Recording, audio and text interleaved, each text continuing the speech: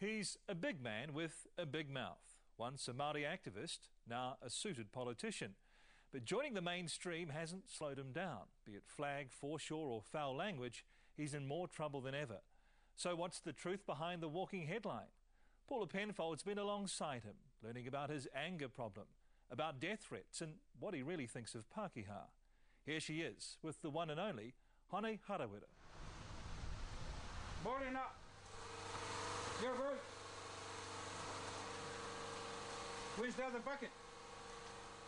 It's unlikely you'll find too many politicians out on the pig scrap run. But Hone Harawira likes to keep it simple when he can. Watch out for Uncle Mangu. Watch out for Uncle Mangu. Connecting with his constituents, mucking in. What he likes best is to be amongst his people. He even says he's not a New Zealander, he's a Maori. Are you fellas off to Waitangi? Does everything for you come down to race? Is race important in every discussion? Not so much race, because people tend to say, see, he's a racist. But being Maori is important to me. I'm tangata whenua. I am of this land. There is no other land that I can call home except this place. Woo-hoo-wee. Unafraid of controversy, he's been called a bully and an egotist. You'd think he'd be perfectly at home in Parliament. That's the happy one. That's the really happy bucket. That's the one that smells like the National Party. How stifling is it for you in Wellington? Hugely stifling for a person like me. And it makes one of the reasons why I struggle with the existence, because I'm used to being a free man, I'm used to speaking my mind. Basically the best protein. Now, the best type of pig. The question is, which one is Phil Goff? You're used to calling people snakes and maggots, so why be in Who Wellington? did I call a maggot lately? Phil Goff, the other day. Okay, we'll move on from that one. So are you really cut out for it in Wellington? Why not go back up north? Just between you and I get the feeling from a lot of New Zealanders I talk to, Pākehā ones and Maori ones, that they thank the Lord that at least one politician still talks like a human being, and that's me. So I don't really think it's just Maori say, "Where to go, brother, you the man." In fact, New Zealanders say, at least somebody's talking like a real human being.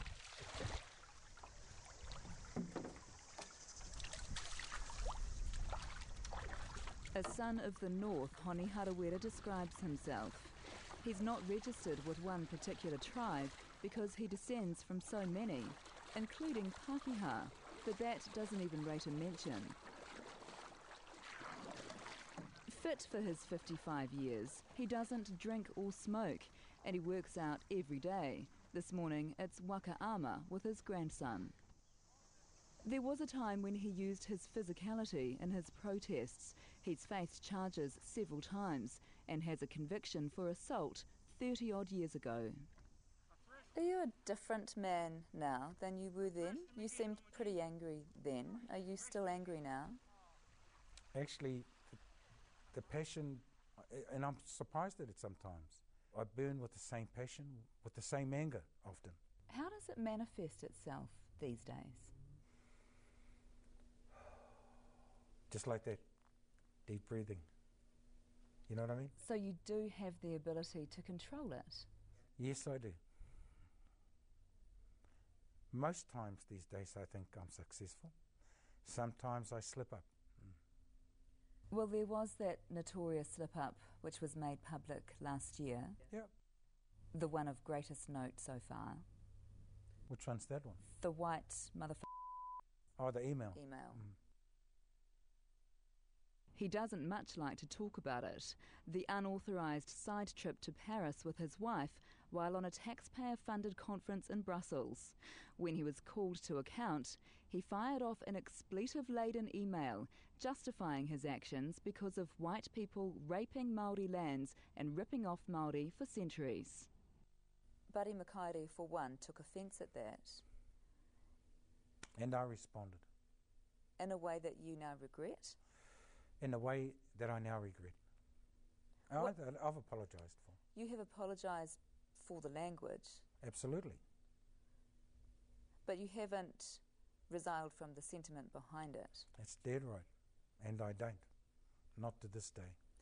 But how does that sentiment relate at all to the fact that somebody was trying to hold you accountable? Let's not get too caught up in Why the not? ins and outs of that. I think what some people still struggle with There was a perception that because of colonialism I can do anything I like and spend anything I like. Quite. And if that was the perception, then I clearly got that wrong too in the way in which I worded my email, because I recognise my responsibilities. That sounds like an acknowledgement now that you agree with what Buddy Makaire was saying. Let there be no mistake. At no time do I agree with Buddy Makaire. People were angry with his language, people were angry with the sentiment, people thought he hated Pākehā. Were you prepared for all of that? Oh, I don't think anybody can ever be prepared for that kind of response. Former director of the Waitangi Tribunal, Buddy Makaire. But when you look at the language used, it's not surprising that that's what happened. Do you think he does hate Pākehā?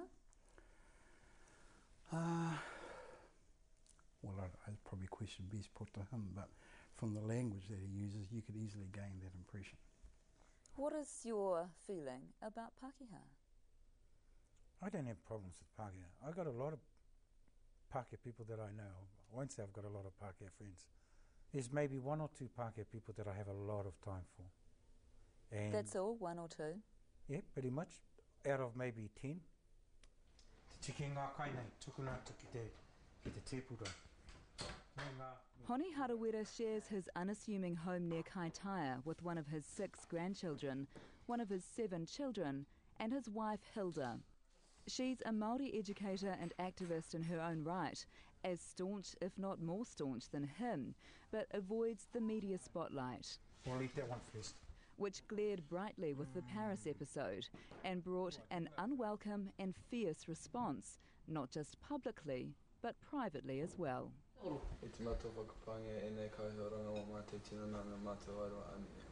How many? What do people say? Oh,